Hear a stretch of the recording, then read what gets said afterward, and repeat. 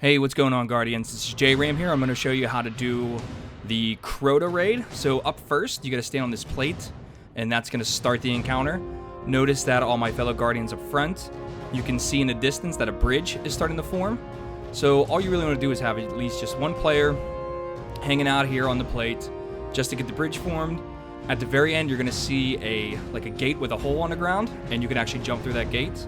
So what we're going to do here is just hang out real fast and wait till it forms, then we're going to jump down in. So here's a little pro tip. As you're falling down, if you have a sword, you can put your sword on and go ahead and use the block feature.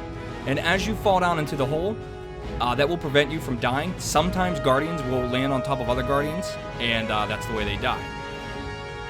So as soon as we land here, I got to point out a couple of very important features of this part of the raid.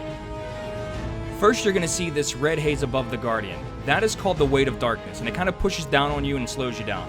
The second is going to be this totem. In order for us to get rid of that haze above our head, we have to stand next to those totems. So what we're going to do here is we're going to start running. And as we start running, you're going to see on the left-hand side the weight of darkness times 10. Now that's going to start decreasing when you run up to this totem right here, okay? Now for the video purposes, I'm doing this HUDless so you can see everything that's happening. But I want you to notice how I'm running past the first and second totems.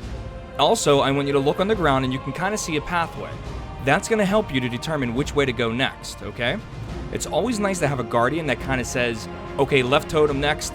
If they get there first, they can actually figure out where the totem is, number one, and then number two, they can start shooting enemies that are chasing you guys. And you can see with my Guardian in front of me, you can see that weight of darkness kind of go away as we run closer and closer and closer to the totems. Now the next totems coming up here are going to be two that are back to back, and you can see they're kind of close, and one is lower and one is uphill. What you're going to want to do is just run past the first and go all the way up to the next totem and kind of just hang out there. Make sure the weight of darkness goes down to, 2 or 1 or 0, whatever. But the most important part is to turn around and start helping your friends out. Start helping out by shooting enemies, grenades, anything, just to get them to the totems to help you out. Okay, now one of the things that you're going to want to avoid is the hole that is going to be located all throughout the raid. All right, there's these massive holes on the ground. Thralls come out from underneath them. If you fall in one, that's it. Game over for you. You're dead. You're going to have to wait to either get revived, or if you're on hard mode, you're just going to have to wait until the encounter's over. So basically, all you really have to do here is just keep running. Make sure that you hit the totems. You turn around, shoot some enemies for your friends. Make sure the weight of darkness is gone. And then you all move as a team. So what I'm going to do here is I'm going to cut the video, and we're going to go right to the end of the encounter because that's the most important part. Alright, so here we are. We're at the last totem. Notice I throw down a little tether just to help out my friends. Alright, and you're going to notice that there is a little crack in the wall that we can actually run up to and jump through. So here I am. Go invis, and I'm going to go straight, and you can see these two rocks right here. I'm going to jump through those two rocks. I'm going to run to this last totem, activate it. And then in front of me, there's that gold plate. We're going to run to the plate, and you can actually jump up onto that little railing, or that little part of the wall. And that is by far the most safest place that you could jump to. So from here, we're just going to hang out on top of this little wall. The bridge is going to start forming. You're going to hear the music change. And in the far distance where I'm aiming right now, not right there, but right there, you're going to see an ogre spawn. Pull out your sniper rifle. Make sure you kill the ogre. Sometimes a second ogre spawns, sometimes even a third ogre spawns. You just got to keep your eyes out there and just wait until the bridge is formed, and then you're going to run across the bridge into the next encounter. Alright, so the bridge is formed. Jump off of the wall. There's our bridge. Run towards the light, and the next encounter is going to start. As soon as you spawn in here, you're going to jump on these plates. Now, there's going to be 3 plates. One left, one right, and one into the middle. So if you look here, I'm instantly going to look at the right plate right there, and you can see that little totem. You want to stand underneath that. There's a middle plate, and then there's a left plate, which is all the way to the left. I'm going to run over to it, I think. Yeah, there we go. Now, the goal is to stand on these plates to build a bridge so we can cross from this side of the map all the way over to the other side, where you see that little fire bridge in the background. So when we start the encounter, you're going to kill Thrall, and there's going to be a gatekeeper that comes out of the main tower that's standing right in front of you. Okay, so you notice I already got my sniper rifle out, and there's our gatekeeper. So you kill the gatekeeper, pick up the sword, and this is the important part. The only way that you can cross the bridge that I'm about to cross here is if you hold the sword. So there's our bridge. We're going to run over, and on the other side there's going to be a blue knight. That blue knight is called the Gatekeeper. And the most easiest way to kill him is just to mash R2 a couple of times, and you end up killing him within 2 or 3 strikes. Now what you're going to have to do is you're going to have to do that 3 times. So you're going to have 3 people from the far side of the map actually come over to this side of the map. Because what actually happens on this side of the map is there's also 3 plates. There's a plate to my left right there. You can see it. There's a plate in the middle right there. Oh, it looks like I shoot at the left plate again. And then there's another plate on the right. All you really want to do is just kind of stay alive, shoot some enemies, and there's a really cool place that you can actually hang out. I'm going to throw a grenade to it. So if you look at this really big door in the far right-hand corner, there's a little rock, and you can actually jump up there. You can kneel down, and you'll be safe from anything hitting you. So like I said, just stay alive, make sure you're shooting enemies or something like that so they're not killing you. Wait until 2 other guardians come over here, and then you can actually start to build the bridge on this side. And when you do that, you got to make sure that the other people on the previous side are no longer standing on their totems or on their platforms. In the event that they are standing on those platforms and you're on this side, you're going to see the totems actually start glowing red. And that's when you know it's no good, somebody's on a platform that shouldn't be. So remember, if you have 3 guys on the previous side, they're on totems. Once you get 3 guys over across the bridge, no longer on the totems, the people over the bridge are now going to be standing on the totems. By standing on the totems, that's actually going to keep the bridge built, and then the 3 remaining players can grab the sword one at a time and just come over and start helping out on the other side of the bridge. Once you get all 6 guardians over the bridge, you're going to run around, kill enemies until these massive 2 ogres come out. One's going to come out on the left-hand side, and another one comes out on the right-hand side. Regardless of hard mode or normal mode, they're both going to be yellow health. Kill them both, and that's it for this part of the raid. Just wait until these big doors in front of me open up, and that is going to be the hallway. Now, the hallway really isn't that difficult of a part. You're going to have 2 Shriekers and a bunch of Thrall that actually are running at you. Right behind Shrieker number 1, there's going to be a glass wall that you really can't see. In order to break the glass, you're going to have to kill the first Shrieker.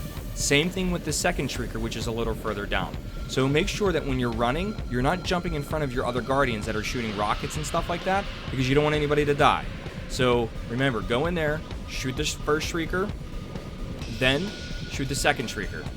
All at the same time, avoiding the Thralls that are coming at you. Now, if you do this quick enough, what you're going to see is a set of doors all the way at the end of the hallway. Those doors are going to be wide open. As time progresses, the longer you're in that hallway, they're going to start closing, as you can see here. So you got to make sure that you do this pretty quickly. Collect your loot and move on to the next part. Okay, so right here, I'm going to change up my loadout. I'm just going to switch over to an auto rifle. Doesn't really matter which one, but I'm going to put on my Gallahorn, because having a rocket in the next part is really going to help out. So when the doors open back up, you're going to jump down into the pit. Now be careful when you jump down, because you don't want to hit the edge of the pool here. You will die. Now, the easiest part here is to send 2 or 3 guardians to the left and 2 or 3 guardians to the right. Both sides are the exact same, so even though you have my perspective right now, it's going to be the same thing on the right. I usually go left. It's a little bit more difficult. There's a lot more enemies. And what we're going to do here is we're going to run into the tower, and we're going to try to draw out a wizard. Now, you're going to see this wizard, and here she comes. I hit her with a Gallahorn. I shoot her, and directly above, I'm going to shoot the Shrieker, run out, and by doing that, what actually happens is I break the glass that is holding the Death Singer in place. So what I'm going to do here is run over to the right side, and I'm going to help out some of my guardians, and we're all going to move into this room as a team. Notice that I'm shooting enemies as I go through. I'm trying not to use rockets because I don't want anybody to die. And there's the Death Singer right there, and all you got to do is just shoot her as fast as you can, kill her, clear out the room, and then gather the rewards. Now, there's going to be a lot of enemies that you got to clear out, so just keep shooting until you no longer see any enemies on your radar. To get the final encounter started, you're going to want to stand in the crystal that's in the center room where the Death Singer was. Now, I want you to take note of the big planet-looking thing out in space. That is called the Oversoul. If somebody dies when you're on the outside of this room where Crota is standing, that thing turns big green, it comes out in front of you, and you got to shoot that Oversoul as fast as you can to kind of like push it back. We're going to get this part of the raid started, and this is one of the coolest animations that you're going to see in the game. Those rocks that were laying on the ground kind of form these humongous horns. Crota is going to spawn in the middle, you're going to look to the left, and you're going to look to the right, and you're going to see enemies that are actually coming at you. So for here, if somebody dies, it's okay, all right? Because that oversoul is not going to get big and green and everything. That only occurs when you leave this room, all right? So just clear the enemies on the right, clear the enemies on the left, and when they're all cleared, you're all going to move out of this space within a group. It's always good to do that. Some people like to do that, some people don't. We like to move out of the right, and as you can see here, I'm going to do kind of like a hairpin turn, 180 almost, and I'm going to jump on this ledge. Our sword bearer is going to go down, and he's going to kill the sword bearer, which is that big red knight that you can see in the distance. Now, by doing that, he's going to drop a sword, and that is the only way that you could do damage to Crota.